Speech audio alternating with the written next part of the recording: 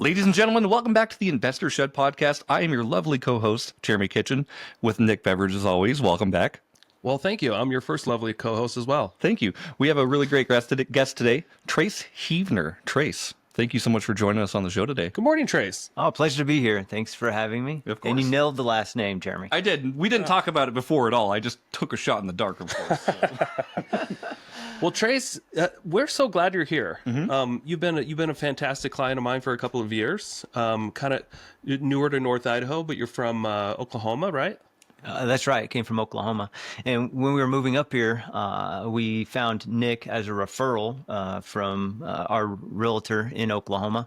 And we didn't even travel up here to buy the house we were living in. We just had Nick go take a video.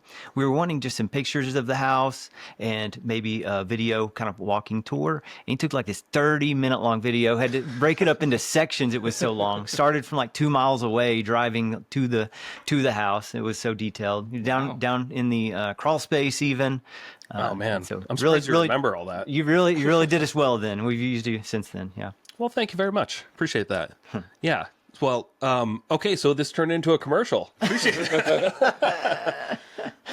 But you've been. It seems like you've been on a wild ride since you've gotten here, as far as your real estate game. But tell us a little bit about your background. What got you interested in real estate? How long you've been investing? What do you mostly do? Feel free to take as long as you want. Yeah. And so probably first got interested in real estate maybe 15 or so years ago, but just didn't really have the kind of means to do anything about it. And then a few years ago, we bought our first rental as a out-of-state short-term rental in North Carolina and had my brother-in-law do the management of it. And so I got to learn a ton of the ropes as far as how to set up a short-term rental, how to list it, what software to use, how to reply to guests, and just all these kind of details. And that was very helpful to let him kind of go through the fire. And currently we own 3 short-term rentals, all locally here. And my wife, Hannah, does probably about 95% of kind of the outfitting, design, the guest communications, and all that types of details that run into that with it. Cool. Yeah. Okay, great. So what? Why North Carolina at that time? Because that's where the brother-in-law lived, and yeah, Jacob. You kind of knew the market type of thing. Exactly, Okay. and he was hands-on, and we still, that's one of the things that I've learned over the years with real estate investing, but then also kind of other investing and just life experiences as well too, is it's really easy to chase the shiny object syndrome, if you will, and to really stay. To find a niche and then really double down if it works for you, really double down on that niche and not get distracted with things that go outside of that. It's difficult to do, but it's turned out well for us when we are able to have that discipline. Yeah. It is so incredibly difficult for most entrepreneurs to, stay focused on one thing. We all understand, trust me. I got into option trading the other day, and now I'm just like, Why are you like this? I know, exactly. Because ChatGPT told me to. So I've got. But I just cannot focus on one thing. It's such a problem. So I've got 2 stories there, if you want some self-deprecation here. Number one story coming out of undergrad might have been student loan money that we had that left over, and definitely thought it was knew the options market, and that $8,000 quickly evaporated. Yeah. And my wife Hannah, she never kind of let me live that one down fully. Yeah. So I invested $13,000 yesterday, and it's worth like $8,000 today. Okay. Now I still have time for it to come back, but I'm just like, I guess I should stick with real estate. So I don't know anything about option trading, so this is kind of fascinating with me. Just if you don't mind, Trace, break it down. So you had $8,000, you invested $8,000 into options, and then it evaporated. What was that feeling like? Because you were with your wife at that time, I'm assuming, correct? Yeah. Okay. It was with her. And she doesn't let you live it down. Exactly. Yeah, It yeah. still holds it on my head to say, which is good. It's good to, you make a mistake to kind of keep it fresh in Good to mind. be humble for sure. Yeah. And maybe a more recent story on chasing the girl in the red dress, if you will, would be after we bought that first rental back a few years ago in North Carolina. It was doing great, right? The short term, the COVID had lockdowns were just going away, and it was always booked out. We were making tons of cash with it, this type of stuff. Like, you know what we should do? We should buy a trailer. Yeah. And then rent the trailer out. Yeah. no way. And so we bought this little $6,000 cute little trailer, but we never ended up getting it outfitted or anything, and had zero income from it. Finally sold it this last year. Yeah. Took $1,000 hit on it, and it just so. It is what it is. Sometimes you go through the business of learning by doing the thing, right? Like you realize, like, I don't know if you probably did, but you bought that trailer and you didn't utilize it. You're like, maybe that's not something I want to do in the future because it either didn't have the time for it or didn't have the passion for it, right? Exactly. Yeah, I love that. What was the plan with the trailer? Were you going to put it on one of your properties? Oh yeah, we were going to buy land, and then we were going to put 20 of these trailers out there and have a whole community. You have a mobile home park, basically, or an RV park, An right? RV park, yeah. Yeah. It was all about that. A little bit. Today's not about me. I usually try to make things about me, though. Usually you do. So we'll get into that, I'm sure. Okay. So you move up to Idaho. You have one short-term rental in North Carolina. Did you keep it or did you sell it? We sold that last year and then took those funds. We didn't do a 1031 exchange. We just paid the taxes on the sale and then moved those funds into one of the rentals we bought up here. Okay. And actually our account, so another mistake, you make a lot of mistakes along the way. So another mistake along the way is our accountant that we had, when we came to time to sell that, he goes, we'll send over your partnership agreement that you had with your brother-in-law. I was like, oh, that's great. We have one. Yeah, we can do this. Yeah. We had one, and we actually did. And not with an attorney and not with So you had a one Chat page- GPT, yeah, yeah. man. It was just, we just made up the entire thing by ourselves. And he's like, this is not really going to cut muster. If you get, audited for this, they're just going to throw up a lot of red flags. Like, because of the way you quote unquote structured this, you can't, we wouldn't even back you doing a 1031 exchange. Right. So that might have been a learning lesson there. Nick, So are what you was listening to that, by the what way? was the problem with the agreement that you had? I couldn't tell you. Oh, okay. Yeah. So Just not formal lawyers enough. speak lawyer talk, and accountants speak accountant talk, and I can kind of get bits and pieces of it. Yeah. But as far as knowing the details behind stuff, it's way beyond my knowledge base. Okay. So this was your accountant's opinion, not actual fact, though. I see where you come from. All right. So what made you want to move up to North Idaho? We wanted to, so I have a wife, Hannah, and then we have 4 kids, 2 in early high school and then 2 in elementary. And we wanted to move into a smaller town. We were living in Tulsa, which is a population base of about 1 million. So we wanted a smaller town to raise the kids. We wanted Sylvester a bit Stallone of is the there mountains. running a mafia in one of the idea. shows. Oh, yeah, that's true. Yeah. Tulsa time. Something like that. Yeah. Tulsa King, I think. Tulsa King. Is that the right one? I don't watch TV. Yeah. I think I've seen one episode, but pretty sure it was Tulsa. Did you watch the episodes about the lion or Tiger King? Tiger King? Oh, yeah. Yeah, I think everybody watched that, right? Oh, that was so good. That was great. Jeremy did not. Jeremy What? It's not too late, man. It is so weird. Jeremy hasn't finished Breaking Bad. Dude, yeah, like I'm so bad at watching any sort of TV. My wife and I watch Yellowstone. We've been on that for probably a year now, and I'm on season 3. So if that tells you, Yeah. it's not my priority. That's okay. That's yeah. I want to talk about your background a little bit, Trace, because I think it's really cool, like your upbringing and what you actually do for work that allows you to keep buying these rentals, right? Yeah, so I'm a physician. My story kind of went to undergrad and graduated undergrad with sociology and a religion degree, and didn't really have any marketable skills. And was married at the time. We started to have kids at the time, and my wife's like, "You really need to find a career that's got marketable skills." Yes. And so, anyway, at that point, went back to undergrad for 7 years total. Wow, okay. To qualify to get into medical school, and then just been on the kind of medical school residency, fellowship, training track since then. Cool. And now I'm gastroenterologist here locally. Cool. So what do you mean when you say marketable skills? Like, is that... Yeah, so this is something I've been really hitting on with my teenage kids here lately is that we all have some, as adults, we all have some skill that that society places some number value on. Yeah. And for instance, you guys, your skill might be podcasting, right? Yeah. And if you're really good at it, you can make tons of money with it because society places a real high value on that. And if you're not as good at it, then your skill's just not there yet. And He's saying we're not good at it. Yeah. I'm The show costs us money. It doesn't make us... and But no, okay. it's true. I'm It's not our and you don't get it's not our one thing though. It's not our main, source of leads or anything. But we're working on it. It takes a long time. yeah. Sometimes. So my advice to my kids is, even though don't follow your passion, don't follow your dream. If you want to do that, that's fine. But find some skill that society places a high value on, and then if you once you get that skill, you can back off time wise if you don't enjoy it as much as doing other dreams or passions that you have, and then you can spend more of your time throughout your day following those other passions. I love it. Okay. Very Great. So what did you end up doing?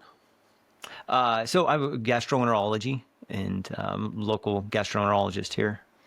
And is there a shortage of supply for that kind of physician?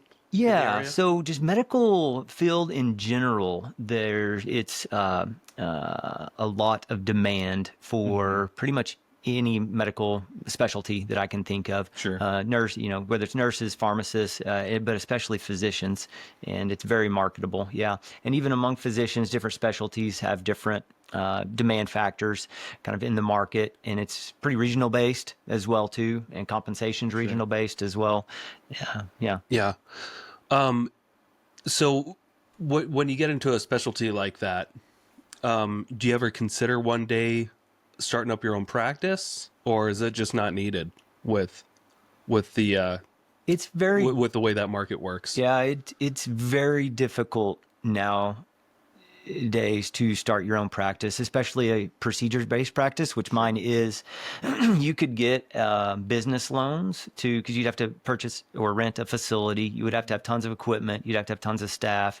You'd have to have the Medicare, Medicaid requires you to have certain software, computer software that become very expensive, and it's next to impossible to just go hang your own shingle as a procedural based specialist. Not impossible, but really difficult. So the startup costs and tasks seem pretty mountainous. Yeah. maybe. People that do that, they'll start as a group and they'll start a group practice and they'll pull kind of their resources together that way. It becomes a lot more manageable. But all the gastroenterologists here in Coeur d'Alene, for the most part, are hospital employed. And that is really kind of where gastroenterologists across the country, the practice that they are moving to is to be basically employees of the hospital. Sure. Yeah. And you don't have to gloat here, but I do hear rumors that you are one of the best. in your field? Yeah, one of the six best gastroenterologists in Kootenai County. How many are there? Six. One of the six best. Congratulations. Damn, that's pretty good. I would love to be one of the six best realtors in this area, but I think I'm 1012 or something like that. I think I'm one of the six best real estate photographers. You are. Yeah, there's like 10, but I'll put myself in the top 5 because I think we're one of the six best North Idaho real estate podcasts out yes, there. with co-hosts named Nick and Jeremy. We are definitely number one of that one. Well, that's we're number top one. 6. Well, we're yes. top 6, I would say for sure. So you're basically an employee of the hospital, then, is that correct? That's right. Okay, cool. So now you're getting a W-2, which is great because it actually allows you to get these short-term rentals and allows you to get approved pretty easy, if I'm not mistaken. Correct? Yeah, That is true. Yeah. Okay. Yep. But you do have a massive tax bill, I'm sure. That is true too. With your job. So has real estate always been? Have you had more of a passion for real estate in general, or do the tax benefits kind of lean you that way as well, or like which one's stronger, would you say, of a motivation? Yeah, and so it's a good question. our desire to invest in real estate, or mine specifically, but Hannah's is really coming along, but would be there regardless. Okay. I think the tax question gets answered when you plug the numbers into a spreadsheet and you say, if I invest in this type of real estate versus this type, what tax benefit does that have, and how does that benefit me? And our answer there was the short-term rental strategy, Okay. as opposed to like multifamily investing or syndications or those type of things. Okay. Now, when you sit and talk with your sussy accountant, I'm gonna say, do you guys talk through, like, if you were to keep this property as just a long-term rental versus a short-term, like the difference in your tax benefits or deductions? Is there much of? Oh, definitely. Yeah. Do you mind going through that if you know? Yeah, and so kind of ballpark numbers, if you were going to buy a $500,000 house here in Kootenai County, you would minus out from that the land value, which is not depreciable. And so say it's $150,000 land value, that would leave you $350,000 of depreciable asset, meaning building and structures attached to the building within the building. At that point, the IRS would say some of those structures, meaning the water, the gas, the sheetrock, the paint, all these things, this driveway, are going to erode and degrade over 30 years, or 29 and a half, or 37 years. 27, I think is 27 and a half. 27, yeah. 27 and a half. Yep. Some of them over 15 years, some of them over 5 years. And you can, we pay to have a cost segregation study performed, which breaks up those individual components into which year categories. And the 5 and 15 year categories, you can take those depreciations in an accelerated fashion. And So that's the point of getting the cost seg, right? Exactly. Is so that you can accelerate that depreciation over time, or take it in like year 1 or 2. Yeah, exactly. And here a few years ago, and then with current legislation that's being worked through and will probably be signed by the end of the year, there's what's called 100% bonus depreciation, to where the 5 and 15 year property you can fully depreciate in year 1. Wow. And you don't have to spread it over 5 or 15 years. And so on back to the example of that $500,000 property, it would provide close to, probably not quite, but close to $100,000 in first year depreciation. Gotcha. Okay. And since you're levered, and it doesn't matter if you're paying cash or if you're borrowing the majority of it, right? That's right. Your financing it has no impact on that. The IRS doesn't care. Okay. So correct me if I'm wrong, but so in that example, $500,000 house, you maybe you're left with a choice at the end of the year. I can get a down payment on this house, and I can take on this property if it cash flows, hopefully. Or I can just give the money to the government. Is it that simple, or is it a little bit more complex than that? Yeah, it's not a 1-for-1 trade-off. Right. But it's not too far from it. Not too far off. Okay. Yeah. Wow. So what do most people in your position, or physicians in that group of people that make higher W-2 income, are they all doing the same thing? No, I don't know of anyone I work with that is doing that. I had my mentor down in Tulsa. He does this, but Okay. but no one up here that I worked with. Gotcha. So we got to send this video to those coworkers. No, just kidding. There's some other requirements that you have to meet Yeah. for that to have a big benefit with it. For instance, that's why we do short-term rentals as opposed to long-term rentals, is because you need to show that you're actively managing the rental. That's why Hannah does all the guest communication. Okay, gotcha. Up until this last year, she was even doing all the cleaning. We just had one place at that time, but she was doing 100% of the cleaning even. Right. We do probably 4 more days a week. Even though I'm working the full-time job, will drive over to a rental and do a thing here or there. And Hannah's probably at a rental on a daily basis. Crazy. Yeah. Gotcha. Okay. So that is a huge component there. Yeah. Since your wife was able to qualify as a real estate professional Yeah. by being that involved, that allows you to That's true. to take those deductions off your W-2 income. Yeah, that's which right. most people don't necessarily get all those benefits if they're not a real estate professional. Yeah, so small nuance here. Hannah's not a real estate professional. Oh, okay. If you do this short-term rental strategy, you don't. There are certain criteria for the IRS to call you a real estate professional, and Hannah doesn't meet those criteria. Gotcha. But she does. There's a lesser bar that you can meet. As far as like time requirements and these things, to utilize the short-term rental strategy. Do you know what it's called? Like the lesser strategy? Because I know the other one's real estate professional, right? And that's where you have to be 100 hours working at your property. It's 750 hours a year 750 hours of a year. real Okay. estate involvement, and then a couple other small things. Sure. Okay. But that's the big one. Yeah. And so the accountants that I work with and the podcasts that I listen to would call it a short-term rental strategy. Gotcha. Okay. Yeah, that's what they would call it. Yeah. Okay. Very cool. Now, can we talk just real quick about cost segregation? Because obviously, when you take that depreciation up front, like obviously you get the deduction up front, which is great. But some people like to spread that out over time. How did you figure out that the cost seg strategy was your way to go? Like, did you sit down with your accountant and say, like, okay, we can depreciate it over like 1 year right now, or we can just take it every year? No. Why would you spread it out? They're giving, like, the government's giving you money this year, Jeremy. I know. I'm asking you to describe it. Basically, the government's saying, do you want to pay us less this year, or pay us kind of on fractional over the next 10 years? Right. And yeah, I mean, take it. And then worry about next year. Sure. Yeah. I love it. Yeah, it's a good point, especially when we have a currency that kind of erodes with time as well. It's probably smarter to get all you can. Oh yeah. Right up front. Yeah. And so another thing that I've kind of noticed with as far as taxes itself goes is that, to your point, Jeremy, you kind of want to have like a bigger game plan of this is what the next 5-10 years, maybe like lifetime tax. Exactly. Total And that's lifetime kind of what I was tax that looking pay. like. How do you describe that benefit versus right now or spread out? Right. It's like the lottery when you get more money if you spread it out.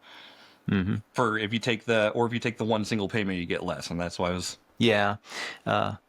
But with that, do as many strategies as you can in the year that it is, and then figure out other strategies for next year. I love it. Yeah. Yeah. And I figured I just wanted to double check with you why exactly somebody would want to do that. So you figure it out later, of course, and then kind of kick the can down the road a little bit, as they say. Yeah. Cool. Now, being invested in short-term rentals, where it is a lot more management heavy and you're dealing with day-to-day potential issues, do you ever like, is that why you have no hair? Do you ever try to pull your hair out? Like, oh my God, why don't I just pay more in taxes? Hey man, bald is beautiful. Like, why did we go do you ever feel any regret with having multiple properties that need attention? Yeah. So regret, I wouldn't phrase it as that. Kind of juggling things in life. Yeah, definitely. But I would say most of the issues that come up, I like solving I see it as like a puzzle to be solved. And I like doing like home projects myself because I don't know how to change a toilet, but I can probably figure it out if I watch a YouTube video, right? And so what is what's the downside here? Let's figure it out. I fixed my own dryer doing that. Yeah, exactly. And, and so a lot of these kind of quote unquote issues that pop up, I see them as, well, how do I solve this problem? And then you will know how to better solve it next year. For instance, last year we had our first kind of keg party that was thrown in one of the short-term rentals. And so we figured out, what do you do when you're watching the driveway camera and they're like bringing in kegs to your rental and there's like 40 people there and the booking was for 2, Wow. And so we figured out how to kind of manage that situation. How'd you manage that? Called the cops. And told the guests we were calling the cops, and then they all beat it, within like 20 minutes. By the time the cops got there, the house. Do you was worry empty. about a bad review or anything at that point? No, because we have documentation. So that's another thing we learned is that you're like, oh my gosh, what if I get a bad review? It was like, no, you just can send a police report. You just call, exactly. So you call Airbnb, and Hannah's really good about like talking with the Airbnb folks about this is what happened. We have photo documentation with them carrying kegs in, and they're like, okay, yeah, keggers are not allowed at Airbnb. So if they write a review on you, we can, address that. And we've had reviews actually removed because of that. Awesome. So yeah. You So just have. kickers are not allowed at any Airbnb? Is that I'm what sorry, it says? Jeremy. No, I don't drink. I don't care. Like, that's good to know. I don't have an Airbnb, right? So that's cool. That's in their terms and conditions. I don't read those. Yeah, if I saw that, depending on what time of year it was, I might just like show up and try to hang out. Make sure nobody's ruining the couch. Yeah. Other issues. So Nick helped us buy, and Jeremy took pictures for a house here in town this last year, and it has a pool with it. And we Yeah, ended up one of the very few. Ended up putting a hot tub in, and so it has been a very fun house. For one, Hannah to decorate. It's been a fun house for us to see families come make memories in. Yeah. It's been a fun house to learn how to kind of manage the pool, because we had a pool in Tulsa, but we don't have one here. Again, so we had some kind of basic knowledge of how it works, and kind of figuring out those problems has been interesting. But we've run into some issues with it. It's a 110-year-old house, so it's had things that have broke. And so we've had to replace some of those. But you just kind of...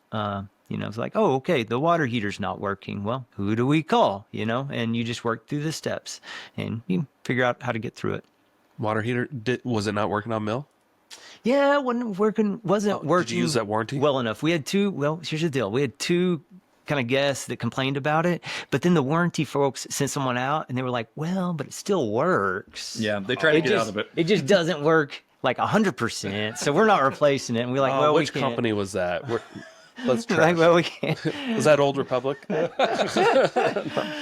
And with the pool as well too, there was there's with the way pools work is you have two valves. You have a valve that pulls water. There's a pump outside the pool that pulls water from the pool to circulate it. And one of the valves is at the bottom of the pool. It's called a main drain. The other valve is at the top of the pool. It's called a skimmer valve because it skims the top. And for whatever reason, we were having difficulty getting full suction power from the skimmer valve. And so I tried again YouTube videos. Okay, yep. Tried troubleshooting. Finally, I couldn't figure it out. We have four plumbers come out. Oh my gosh. They can't figure it out. Finally, the fifth plumber that comes out finally was like, all right, well, we have this specialized kind of plumber that can look at lines underneath ground. And so anyway, we had them come out and they were like, yep, it's right over here. And they had this specialized devices that they could tell like where the leak was under the ground. And they're coming out next week to fix that. But the home warranty. So there was a link under the... Yeah, the leak was underground, in the underground pipes. But the home warranty only covers stuff above ground. Oh my gosh. What? That's how These damn exclusions. Oh, but the water heater works sometimes. That's a very insurance answer, by the way. Like, Oh my gosh. It's working. I don't know what you want. I'm sorry, man.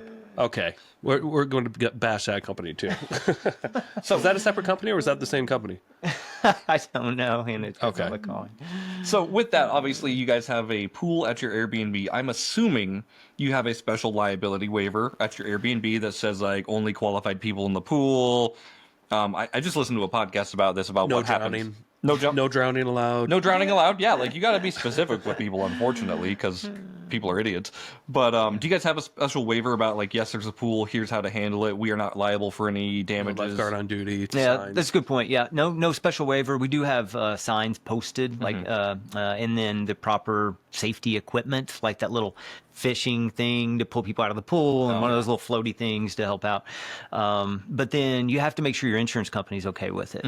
And so you had to find an insurance policy that was okay with you having, both the pool and hot tub. Same thing with a hot tub. Anytime you have water, and there's certain restrictions, like you have to have it fenced in. I mean, our whole backyard there is fenced in. You don't have to have a fence just immediately around the pool. Right. But it does have to be fenced in. If there's a gate, it has to have a lock on the gate, and there's certain requirements there. Cool. A quick commercial break here. Thank you so much for listening to this podcast. I really do appreciate it. If you want to give back, let me help you buy a house, or I can help you sell a house. It's the only way I make money when I'm not investing in real estate. I don't make money on this podcast or the events I do, but I do make money only when I help people buy and sell houses. So if you're looking for your next investment and you're here in North Idaho, I want to help you personally. If you are not in North Idaho, I can still help you out. I have a vast network of referral partners all across the country, and I can find the right real estate investor savvy agent for you so you don't have to. It doesn't cost you a thing. Thank you for your support. Back to the show. I'm glad you guys are following all the protocols. Like I said, I just listened to a tax podcast about ramifications if, somebody drowns in your pool. Like that's a direct suit to you. So they recommended, making people sign waivers. You were responsible for all guests type of thing. Like, Yeah. because what I heard was somebody's guest or somebody was house sitting and then they let people in the pool. And the person drowned, so then they sued the homeowner, not the person house sitting. So, there's a line of communication there that has to happen, which just making sure you guys are set on that. Yeah, it's true. Something that we wanted to do. Did you guys know there is a website that you can go to rent out pools? Like if you wanted to have your kids have a birthday party at like a local pool in someone's backyard. I can't remember. We want to do that. I can't remember the name of the website, but there's a couple listed for rent here in Coeur d'Alene, or in the Coeur d'Alene region.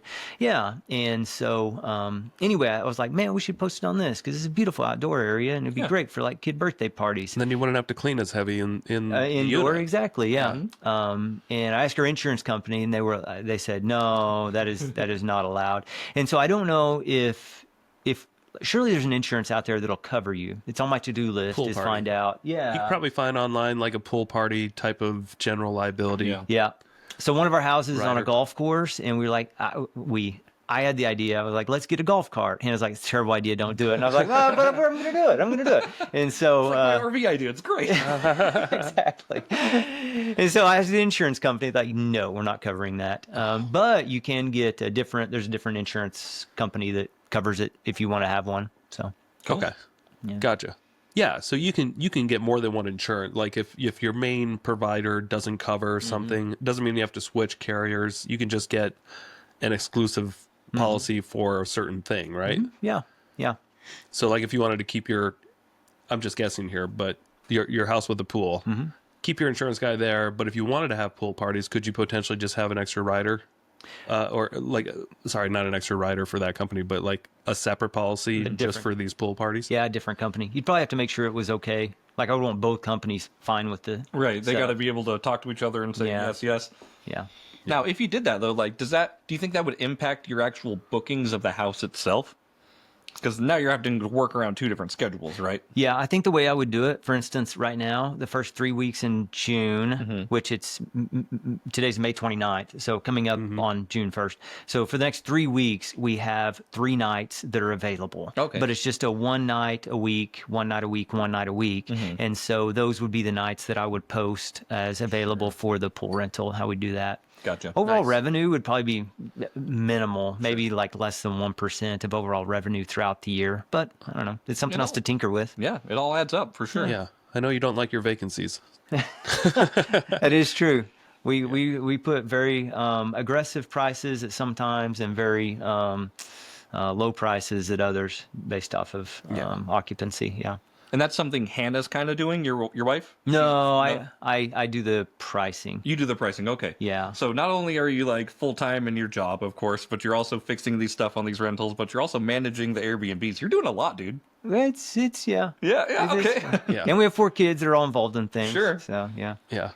So you've got 3 short-term rentals in town. One of them, we don't have to give away like exact locations or anything, but one of them's like close to Triple Play, right? Mm-hmm. Yeah. And that one stays booked pretty regularly from what you've told me.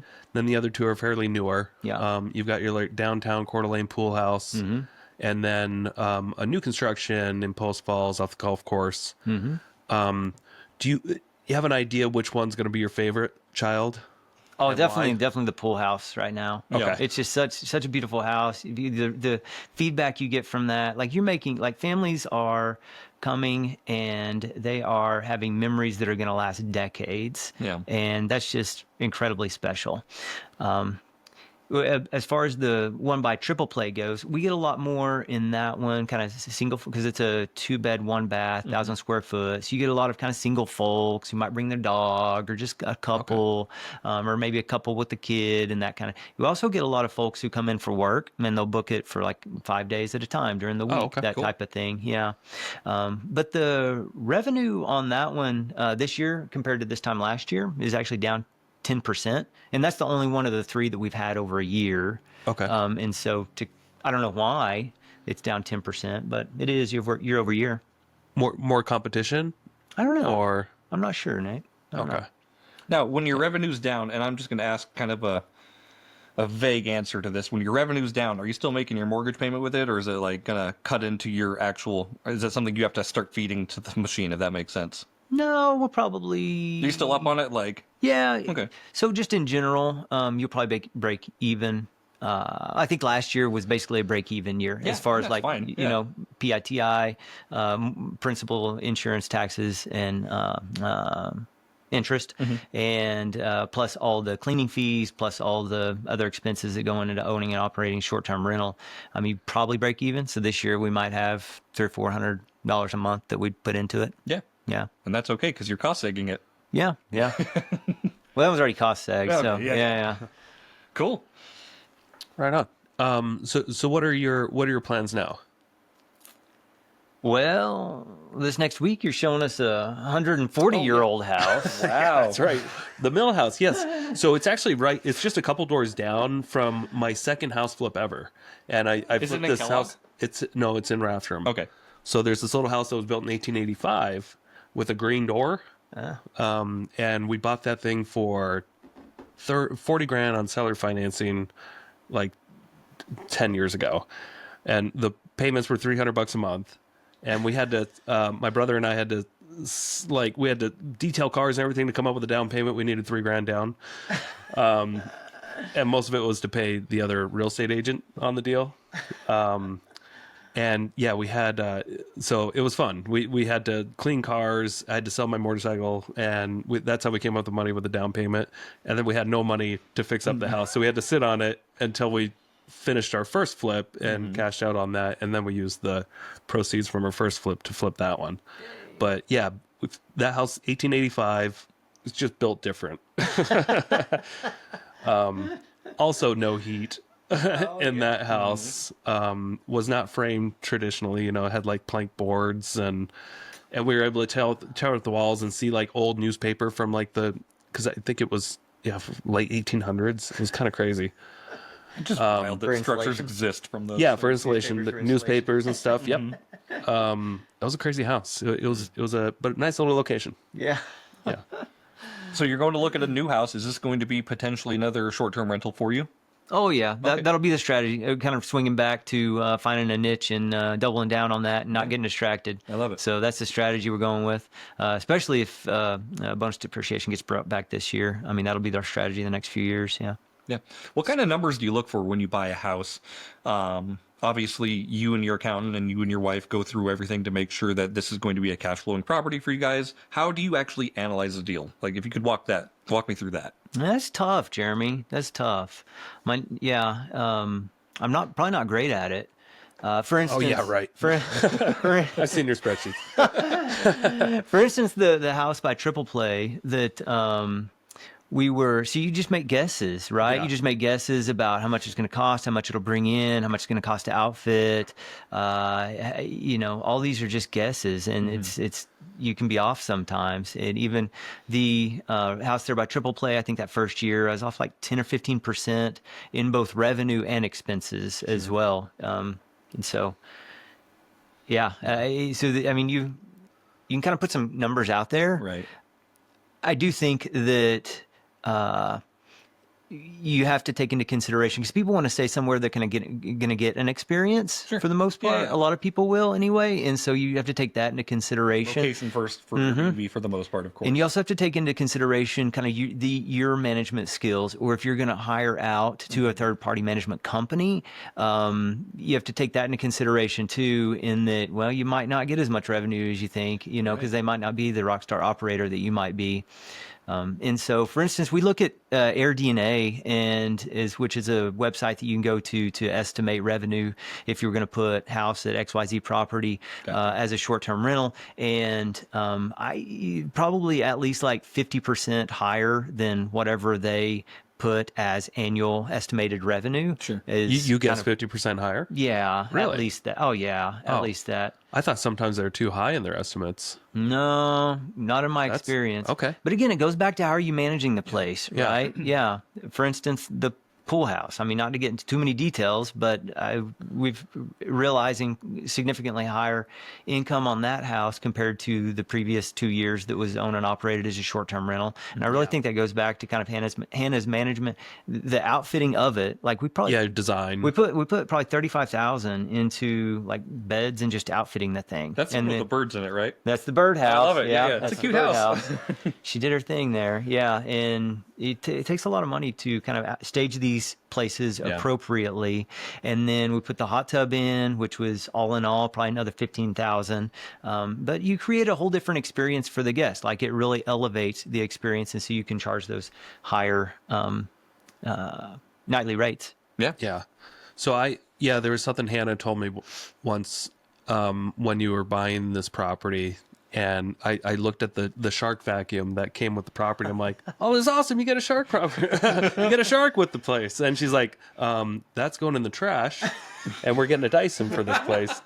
And I mean, it's kind of funny, the vacuum thing, but it just made me think, oh, you're a perfectionist. Like I didn't already know that, but it just reaffirmed like you guys are going to do well, because I think sometimes it takes a perfectionist to kind of have that hotel concierge, You got to pay attention to great the real experience, because you really are just providing an experience for people. Yeah. And every little thing, with not everybody, but with most guests, they do consider, and they do have pretty critical feedback sometimes. But I just thought that was an example there of like, yeah, you're right. Like even the vacuum's not good enough for you. So that means you guys are going to probably do well on this house. You know what I mean? I hear you. Is the vacuum hierarchy, is it Shark, Dyson, Kirby? I think a Kirby's a joke. Your brother would disagree with you. Yeah. Hannah only uses the Dyson. Okay, So yep. she's got it. You heard it here first, ladies and gentlemen. If you want a active Airbnb and you want it doing well, buy a Dyson. But I've seen people that have Airbnbs and they're not really, super clean or perfectionist, and then they just don't do well. Yeah. And then those are the 3 stars, or those are the properties that like you kind of are, you reflect, kind of in your property, in that kind of a property. I believe, I don't know where I'm going with this, but I didn't really, I feel like you do have a lot more control. Yeah. When you do consider all the small little things over time. And it is pretty sizable investment at first, like you mentioned, 35 grand in staging, or furnishings. Yeah. That's a big pill to swallow for most people. Most people just try to buy, cheap, Amazon used stuff. Yeah. Or Amazon stuff that breaks after a year. Yep. We've been there. Yeah, I've done that. The very first Airbnb we staged, we put like all stuff I Amazon stuff. And I actually just took it out of a property because our first Airbnb was in a basement unit of this house in Coeur d'Alene, and almost all of it was broken by the time I was taking it out a few weeks ago. Yep. The very first Airbnb guest was during COVID, and she stayed there for like 3 or 4 years. And then it was rented by like 2 or 3 other people over the last few years. And then eventually my property manager's like, can you just get all the rest of the furniture out of there? It's all broke. Like it all went bad. Yeah, but the places like AirDNA, they'll take into consideration those operators that aren't great. And so there's other places too, like we use Price Labs for our dynamic pricing, and you can pay $10 to have them to get a month-long subscription to a certain region. And to give you an idea as to what the other short-term rentals are in the area. And we usually kind of expect to target income-wise, kind of that 80th, 90th percentile. They'll break out the low performers and high performers. And we usually end up managing at a 90th percentile as far as annual revenue goes. Cool. Nice. Now, you said something else to me a few weeks ago that really kind of made me jealous. You went and did a marathon, a full marathon, and you did it in like 3 hours. Yeah, that's right. That's right. Nuts. Yeah. And I thought I was so cool for doing a half marathon in 2 hours and 16 minutes. I did a half. But you obviously have a little bit more practice. But tell us how long you've been running, and how often do you run? Yeah. And then you mentioned before we sat down that you're doing a 100-mile race here in just a a few minutes? Yeah, that's right. So we really kind of started developing a love for running in high school. Ran some competitively in college, but was pretty slow comparatively. And then have just kept it up ever since then. For the last decade or so, I take maybe 3 or 4 days off per year. I just hardly ever miss a day. At least get in like 10 minutes out jogging. I find that it's movement. Movement is medicine, as I heard on a podcast coming over here today, is a big benefit of it. But then also kind of the mental toughness to be able to go out and do that just day after day after day, even if it is just for 10 minutes at a time. And yeah, that marathon last month was in Eugene's. Really, they have the half marathon there too. You could do the half. Okay. You finish on the. I'm doing the half Ironman, so that's the only half marathon I'm getting in. Well, yeah. But you finish there at that marathon. You finish on the Eugene track and field, like the Nike track and field, where they have the Olympic trials, and so it's really, really. That's where Nike was created, right? It Eugene, is. Oregon. Yeah, and still When it was headquartered, I Blue think. Ribbon or something. Exactly. So did that marathon there, and then leaving out here today to fly out to Ohio to do the Mohican 100-mile trail race. Oh, you are flying out today for that. Yeah. Oh, I was just joking when I said in a few minutes. Is that your 11 o'clock appointment? That's it. You got to go to the airport. I love it. Flight leaves at Does 2. your plane leave at 11? No, I'm just kidding. Flight leaves at 2. Well, okay, so have you done anything like this before? Oh, yeah. So last year, the most well-known 100-mile race up here in Idaho is the Idaho Mountain Trail Ultra Festival. A lot of words, but the acronym's I am tough. I am TUF. I am tough. Nice. And so I did that one last year. That took 34 hours. It's down by McCall, which is a pretty cool little town, but out in the wilderness there. Are you going by yourself, or is your family going with you? Oh, just Hannah and I. And then my Just you and parents Hannah, are, okay. watching the kids for us. And I'm meeting up with a buddy from Tulsa. He's running it. We'll run together most of the race. And then he usually just beats me at the last quarter or so. Just kicks But it it's into fun. gear. The first 3 quarters, we get to hang out. And then another buddy that I grew up with is coming out from Oregon that I helped him complete his first ultra marathon last year. I kind of was his crew. And so, I don't know. It's just one of the hobbies I have. I actually wore so once you finish these hundreds, I don't know if you guys are aware, but you don't get We're not aware, You by don't. the You get a medallion? We have no idea what you get. You don't get a finisher's medal or a finisher's T-shirt. They give you a belt buckle. Okay. Oh, you were wearing one. Is that one of those? So I've got the Can I stand show up. it? Show it off. Yeah. So the belt buckle. Show off your crotch I am. for the camera I am here. tough. 100. Nice. And it's even got the beer opener on it there as well. That's convenient for a long distance runner. You need a beer opener on your buckle. I love it. That is great. So with any luck, here this next week, I'll be sporting another one from Ohio. I bet I can buy one of those on eBay. Oh yeah? I'll get a pack of 3 on Amazon. We know trophy makers. We can just go have them make that.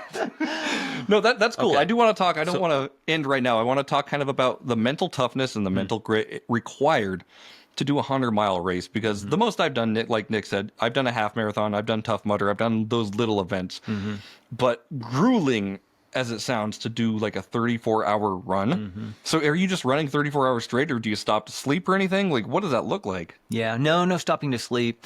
That one I did have. Usually about halfway through these races, they'll let you have a pacer, they call you, usually a friend that you guilt into coming to be punished with you. But because at that point, you're usually doing a lot of walking. Yeah, And okay. at that point, it's usually nighttime. Sure. And at that point, it's usually cold. Yep. And at that Yeah. point, you're usually like bitching a lot, and they're having to put up with all these things, and just sit there and be the good friend that they are. And so the pacers Now, is are Hannah really- following you on this, like on a Segway or anything? Yeah. A quad? No, she'll come out and see me. Like, is there a any couple times. spectating? Yeah, with so this kind of- usually about every 10 to 20 miles, depending on the race, they'll have kind of a spectator area that you can Okay. meet up with folks. Okay. Yeah. Is it all different trails, or are you doing loops? So this one that's coming up weekend is 4 basically 25-mile loops. The I Am Tough was basically like one big loop just in the Idaho mountains. Yeah, Okay. yeah. So you're going uphill, downhill. There was 23,000 feet of gain. Oh my in God. that race. Yeah, this one this weekend has 14,000 feet of gain. Oh, piece of cake. Okay. But the night times when the demons come out, though, Sure. Jeremy. Yeah, to yeah. your point with Yeah. the kind of mental toughness, those nights can be grueling. Yeah. Yeah. Like, I mean, I'll run every now and then, but like, I run 2 miles and my body's like, okay, you don't need to be doing this anymore. Like, you're not being chased. There's no predators behind you. Why are you doing this? Like, how do you keep going? You got to get to mile 4 and then your body feels better. Okay. A couple of years ago in Oklahoma, a buddy and I drove over to Arkansas, and we were wanting to finish, just the two of us. It wasn't part of a race, but wanting to finish a 160-mile trail there. And that lasted into the second night without sleep. And at that point, I was starting to have a lot of hallucinations. Yeah. Seeing, like, coming up to a river, seeing like boats out on the river, seeing fences, dogs, other humans, like you name it. I was seeing all kinds of stuff that wasn't actually there. Is that good for you? I think so. You think I think so? so, Yeah, Jeremy. as a medical professional, do you ever like second guess what you're doing being that sleep deprived? I think there's a good, because I don't know what lessons it taught me, but I'm sure there's some in there. Had I, I can do analyzed it. peyote in the desert, and I can get the same experience without the pain. Yeah. It's a sleep deprivation, isn't it? Isn't Yeah. that what kind of makes you hallucinate a little bit? Yeah. Okay. And then at that point, I you're heard- probably just exhausted, and you have it's not easy doing this. I'm assuming, but once you do it, it feels really good.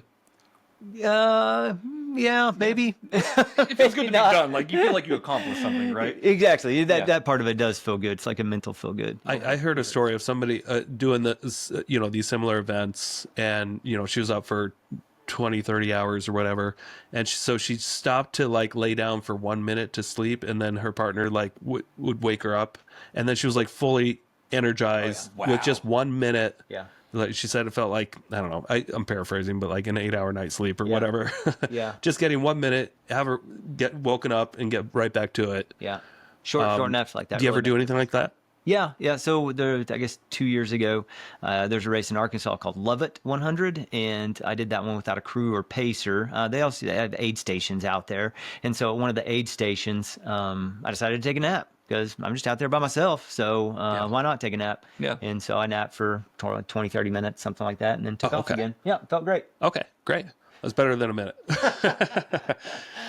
Man, so what do you do to prepare for something like this? Is your diet different leading up to it? So that's changed over time. So in the past, I would really put in some like 35 plus mile training runs leading up to these, and not anymore. I don't know if it just like those type, and even those type of long training runs just destroy your body for just weeks. Yeah. And so I don't know if it's because I'm older now or what it is, but I've got a way to where I quit doing that. So really to train for this 100, I just did most of the training for the marathon I ran last month. And leading up to that, I knew if I wanted to run under 3-hour marathon, I knew I was going to have to lose some weight. And so started out at 167, and I just started starving myself throughout the day, basically, and got down to 150. Is that good for you as a medical professional? Hey, here we are, man. I was You're overweight. the worst doctor ever. I was overweight. I was overweight, man, and it paid off. It paid off because that marathon was an awesome experience. So, and I've been maintained over the last month. I haven't lost any more, but I'm still hanging out at that 150. So, Gotcha. good place to That's be. I'm healthier now than I've been in several years. So Yeah. this is good. You look very fit. You look great. Yeah, you look incredibly yeah. fit. Yeah. I mean, Nick and I don't do 100-mile marathons. That's why we're 200 plus. I know. Yeah, 220. Sorry. 200 plus. Yeah, that's what I mean. So Yeah. crazy, man. So how many people compete in this, or how many people finish? Do you know?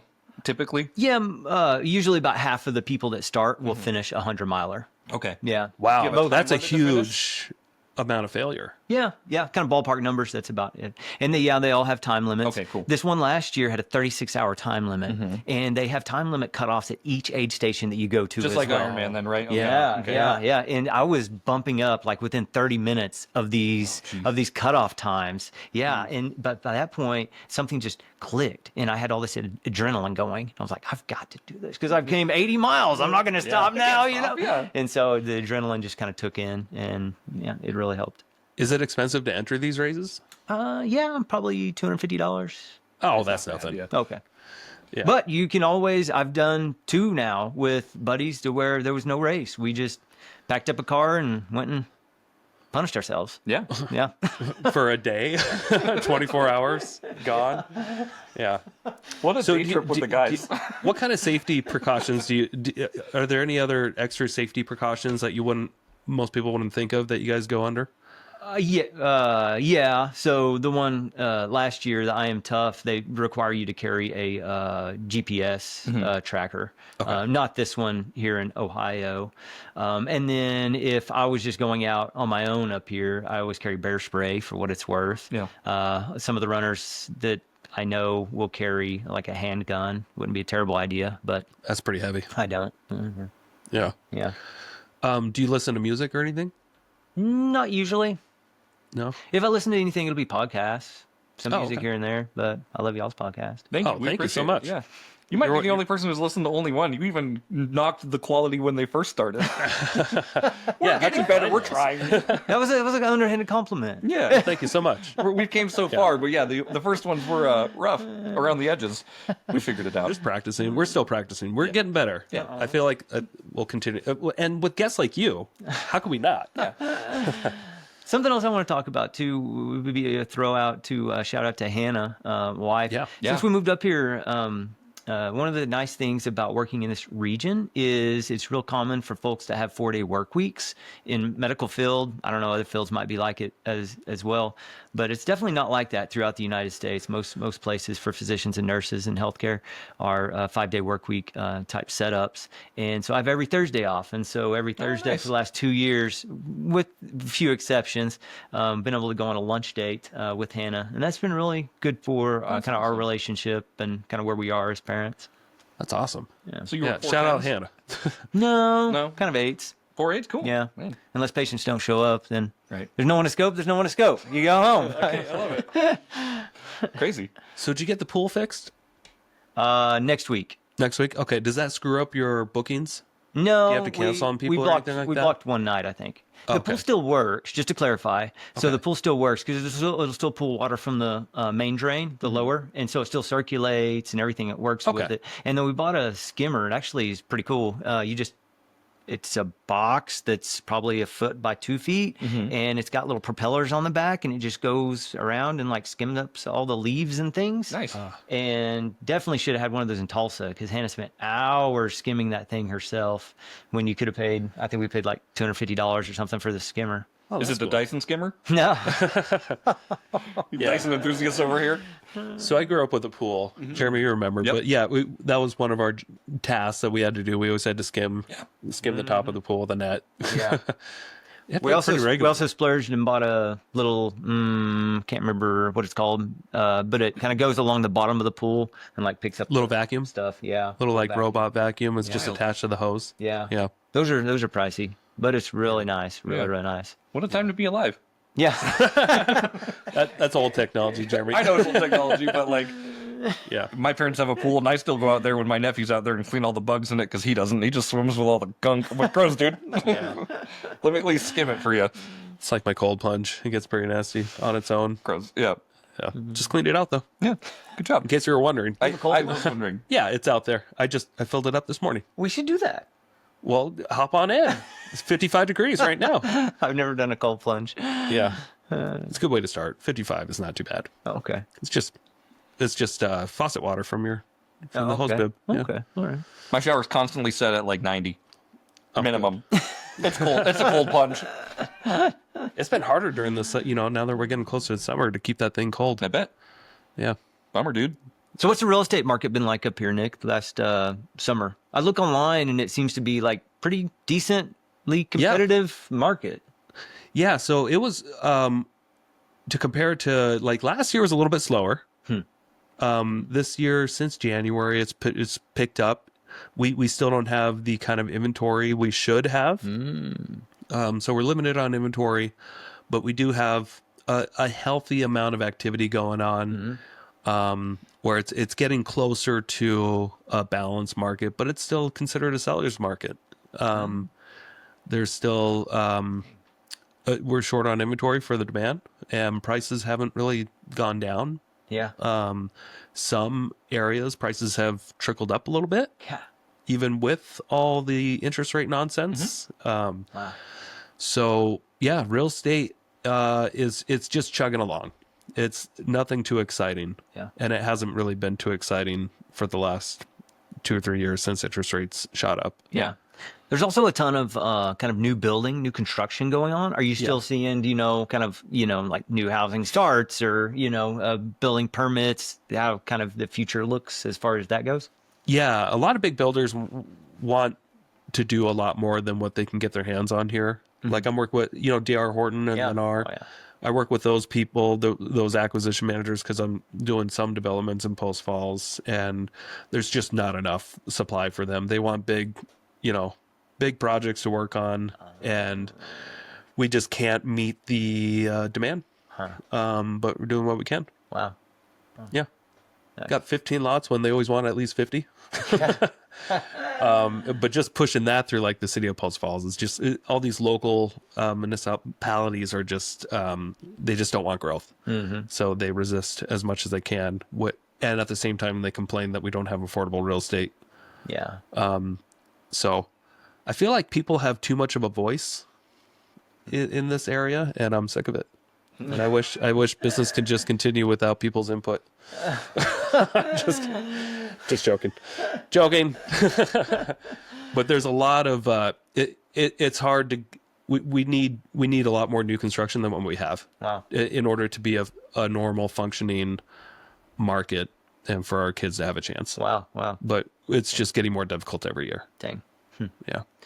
I think one of the things the house that we had built this last year on the golf course, it's nice that it's a new house, but some things through that process, I don't know, kind of harken back to mistakes that we made. I don't know if I'd classify it as a mistake necessarily, but just like we didn't like that aspect of it as much, is I feel like you have a lot less control over the situation. Yeah. Having a house built, it kind of the close date kind of got pushed out like several months, which wasn't necessarily a bad thing, and it kind of worked in your favor a little bit. It worked in our favor a lot of ways, but at the same time too, we didn't have any control over the situation at all. Yeah, and I think kind of moving forward, I really appreciate having that control, as you probably picked up from listening with hands-on management of these things, right? Yeah. So that's something that I've really learned about kind of Hannah and I's personality, is that we really like having that control over our asset and the ability to kind of determine when we close and all the kind of details that go into it. Yeah. Yeah, that is a little sacrifice with new construction in this area. Yeah. Just close dates are just a guess. Yeah. When you're dealing with weather and local inspectors, timelines are never perfect.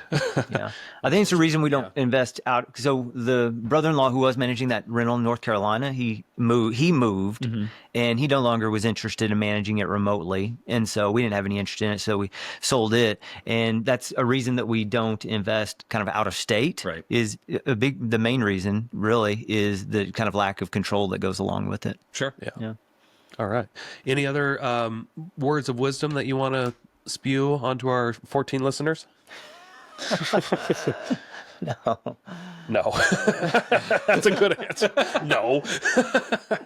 All right, you heard it here. I think the words of wisdom are, don't buy an RV if you don't need one, and don't buy a golf cart if you don't need one. There you go. But otherwise, learn as you go, because it's all about the journey here, and you just figure things out if you take the leap. So you're doing great. It's a good recap, Jeremy. Thank you. Yeah, thanks, Jeremy. I tried. Thanks for speaking for Trace. Yeah, you're welcome. Well, you said spew words of wisdom, and I'm like, I could wrap this up into something better than that. True. Better than no.